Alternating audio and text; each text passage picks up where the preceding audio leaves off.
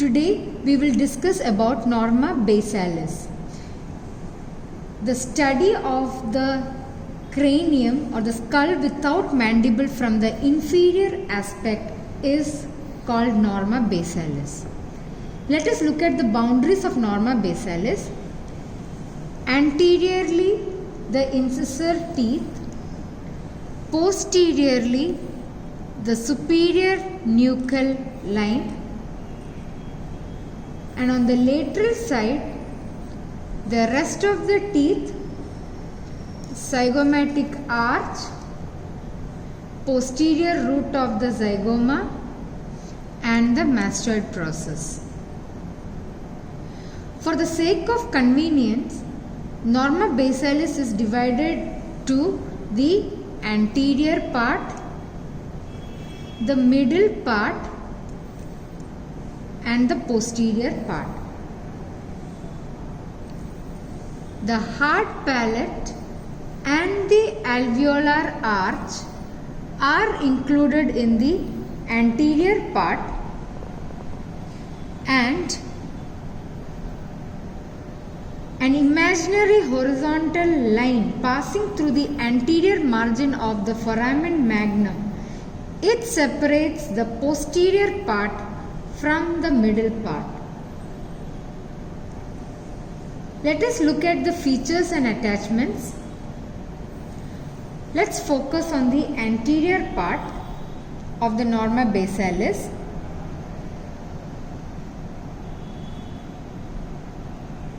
You can see the posterior border of the hard palate, which forms the junction of anterior and the middle parts of the Norma basalis. You can see the posterior nasal spine. It is a spinous projection from its middle in the median plane. Musculus uvulae is attached to this posterior nasal spine. Next, we can see this alveolar arch. It possesses certain sockets for the roots of upper teeth.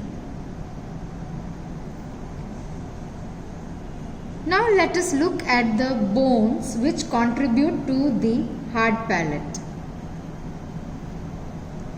The anterior two-thirds of the hard palate is formed by the palatine process of the maxillary bone, and the posterior one-third of the hard palate is formed by the horizontal plates of the palatine bone. Also, cruciform suture. It's not clearly visible in this skull. The cruciform suture is formed by three sutures, that is the intermaxillary suture, then interpalatine suture here,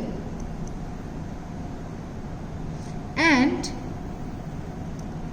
palatomaxillary suture.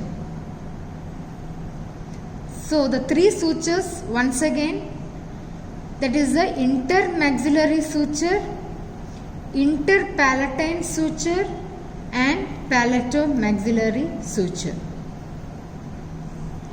Next, we can see the incisive fossa.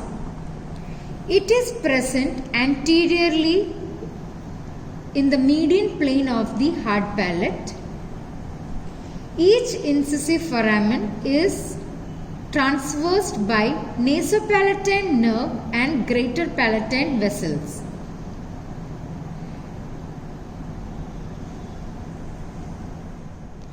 Now we will see the greater palatine foramen.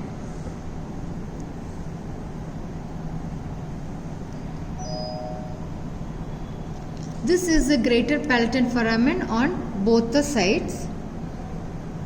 It is present behind the lateral part of the palatomaxillary suture. Greater palatine vessels and nerve pass through it. Now, the groove between the greater palatine foramen and the incisive fossa is meant for greater palatine vessels. Coming to the lesser palatine foramina, these are 1, 2, 3 foramina in the pyramidal process of the palatine bone and is located just behind the greater palatine foramen on either side. Lesser palatine nerve and vessels pass through this foramen.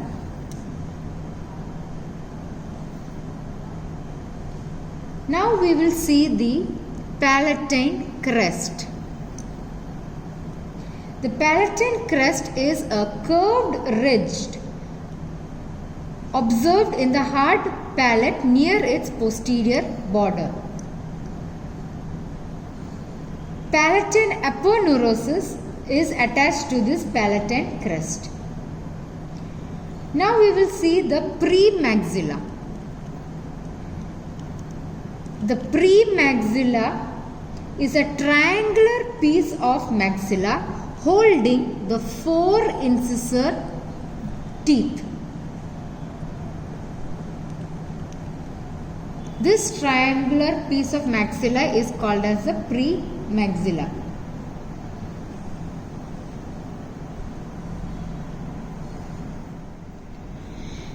Now let us look at the middle part of the norma basalis.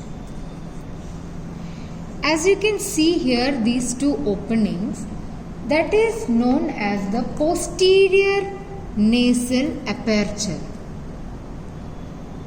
It is also called as choanae. And this is the posterior border of the vomer. It separates the two choanae. This is the ala of vomer. They are two bony plates formed by the splitting of the vomer bone. It articulates with the rostrum of the sphenoid bone. Let us look at this broad bar of bone behind the ala. It is formed by the continuation of the inferior surface of the body of sphenoid and the basilar part of the occipital bone. It extends up to the foramen magnum. You can see the pharyngeal tubercle, which is a median elevation just in front of the foramen magnum. It is better felt than seen. It gives attachment to highest fibers of superior constrictor and pharyngeal raphe.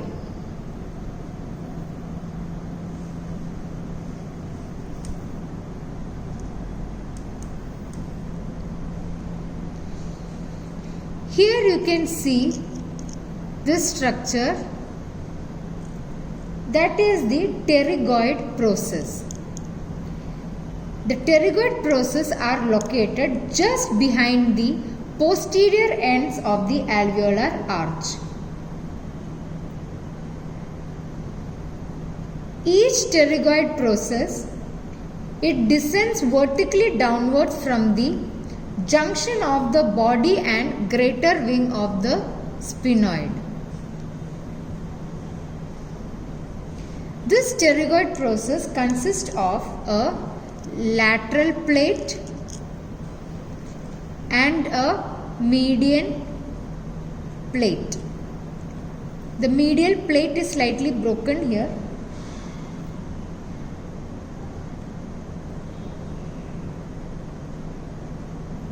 the fossa between the two plates, they are called as the pterygoid fossa.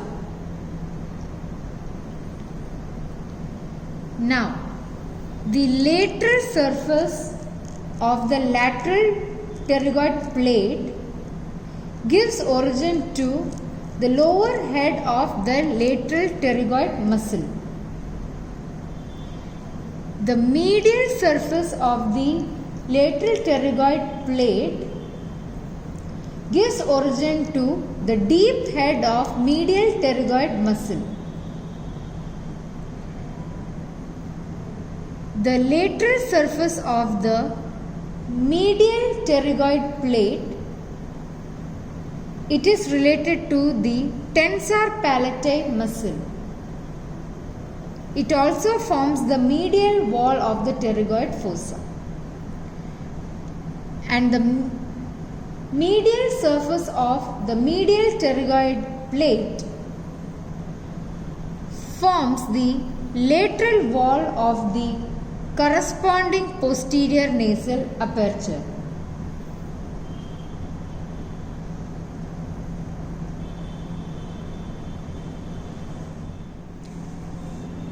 Coming to the medial pterygoid plate, this is the posterior border of the medial pterygoid plate.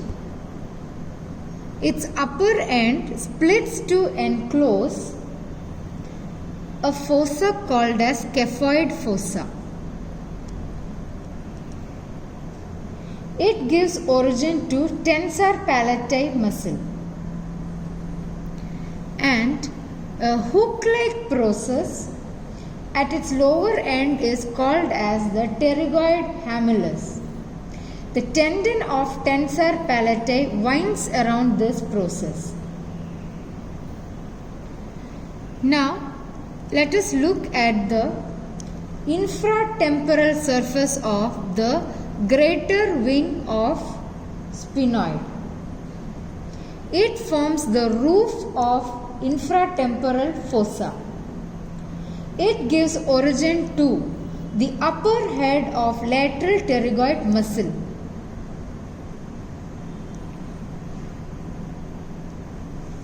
This again here is the infratemporal surface of greater wing of sphenoid.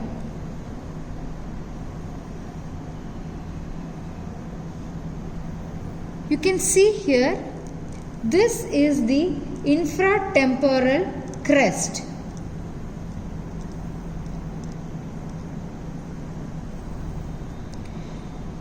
Now let us look at the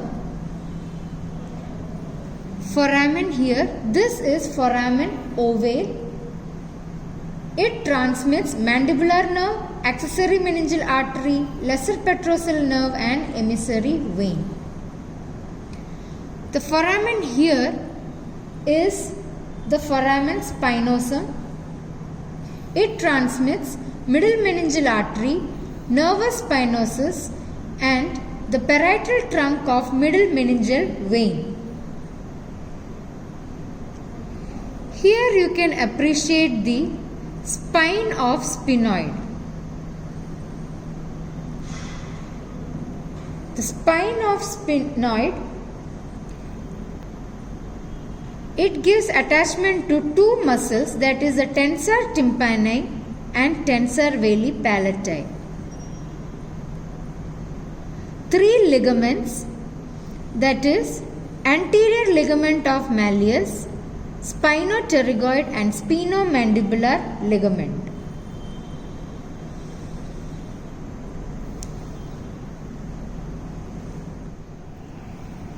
Next we will see the sulcus tubae on both the sides. This sulcus tubae is a groove between the posteromedial margin of the greater wing of sphenoid and petrous part of the temporal bone. This sulcus tubae occupies the cartilaginous part of the eustachian tube, also called as the auditory tube. Next important structure is the carotid canal. on both the sides. This carotid canal transmits internal carotid artery with its sympathetic and venous plexus. This carotid canal runs forwards and medially in the petrous part and perforates its apex as the upper opening of the carotid canal.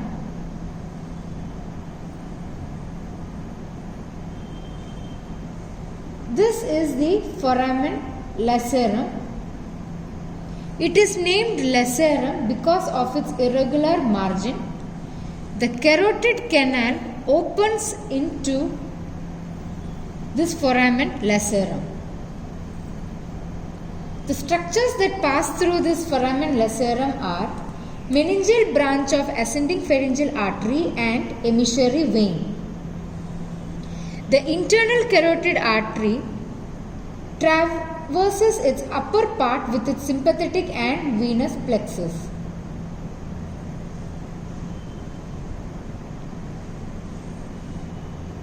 Here you can see a fissure that is called as squamotympanic fissure.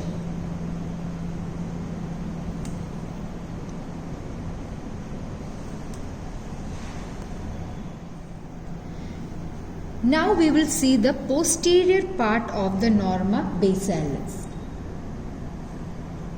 We can see the foramen magnum. It is the largest foramen in the skull.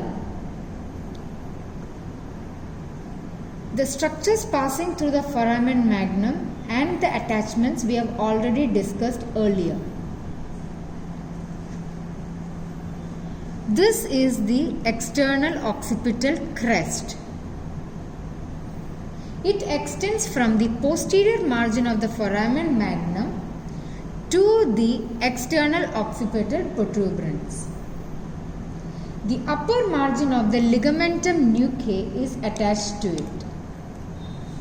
This is the external occipital protuberance. Trapezius is attached to it superiorly and ligamentum nuchae inferiorly. Now let us look at the occipital condyles. These are located lateral to the anterior half of the foramen magnum. Each condyle is oval and convex to articulate with the concave superior articular process of Atlas. It forms the atlanto-occipital joint. Here you can see the condylar fossa. This condylar fossa is present just behind the occipital condyle. It may have a condylar canal for emissary vein from sigmoid sinus. Next we will see the hypoglossal canal.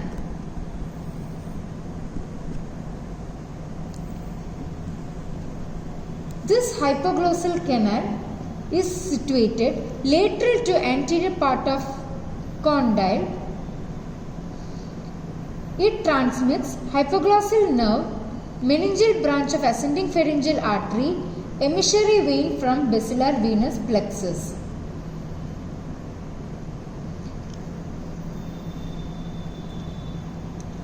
This is the squamous part of the occipital bone where you can see the superior nuchal line. It is a well-defined ridge which extends laterally from the external occipital protuberance on each side. Its medial one-third provides origin to trapezius, while its lateral one-third receives insertion of sternomastoid above and splenius capitis below. You can see another ridge that is known as the inferior nuchal line.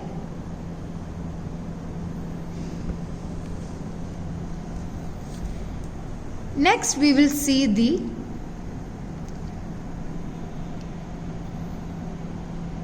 jugular foramen.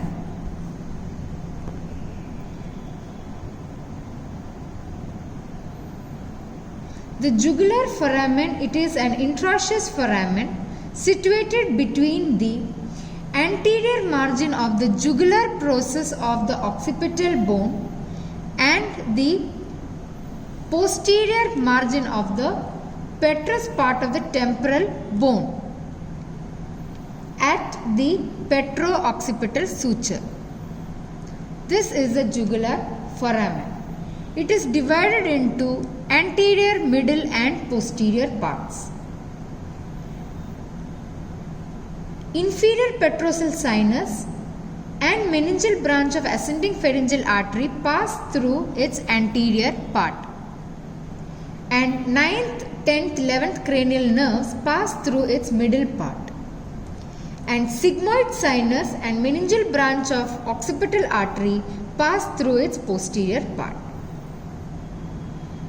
At the posterior end of this foramen, the anterior wall of the petrous temporal bone is hollowed out. It is hollowed out to form the jugular fossa, which lodges the superior bulb of the internal jugular vein.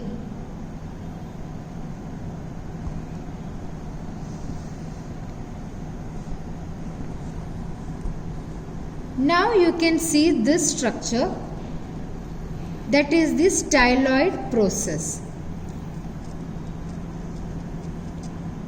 This styloid process is a conical projection just below the tympanic part of the temporal bone.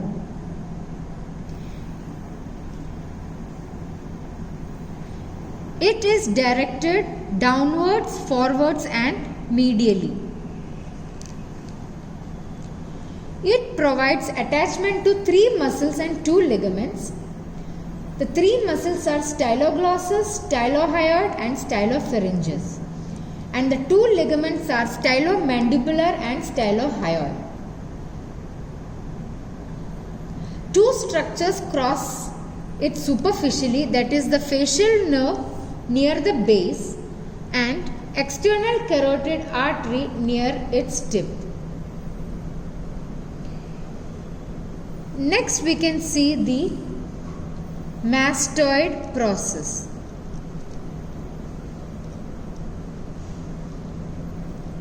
This mastoid process is a prominent projection from the temporal bone posterolateral to the styloid process.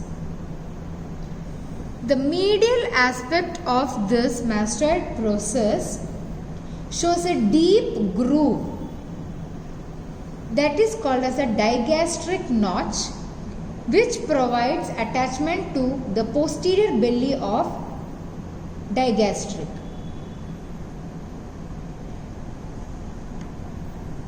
Next we will see the stylomastoid foramen. It is present between the styloid and the mastoid process. Facial nerve and stylomastoid artery pass through this foramen.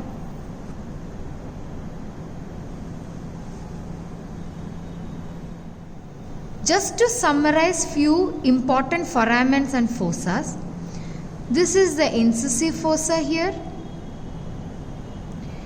greater palatine foramen, pterygoid fossa, scaphoid fossa, foramen ovale, foramen spinosum, foramen lacerum, carotid canal, jugular fossa, jugular foramen,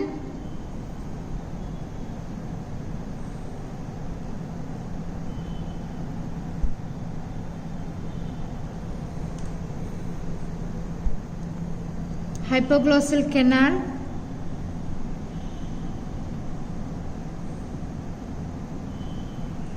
foramen magnum, stylomastoid foramen, digastric notch.